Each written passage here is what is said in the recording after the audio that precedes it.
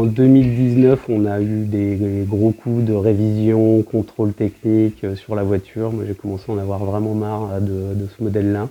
Au départ, on n'avait pas nécessairement pensé à Cities immédiatement. On a décidé de faire 1 an en location, mais en location ponctuelle. Donc on a vendu la voiture, on a pris cette décision-là et on a commencé par des locations chez des loueurs, notamment à la gare. Puis ensuite, on s'est intéressé à Cities. Donc on a commencé vraiment à utiliser Cities à la mi-2020.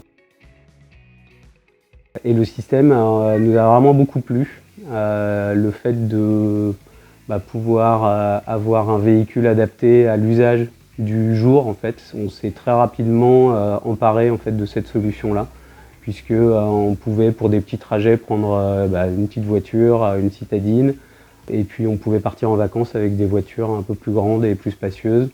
Ça nous est arrivé aussi d'utiliser le modèle, la petite camionnette pour des mini-déménagements, des choses comme ça. Très satisfait de la multiplicité des modèles. On a vraiment le choix, la multiplicité des lieux où on peut prendre la voiture. On a aujourd'hui donc plus de véhicules personnels grâce à Cities. Je ne suis pas certain que si on était resté sur le modèle de location chez les loueurs classiques, si on aurait pu rester comme ça, parce que c'était finalement assez contraignant.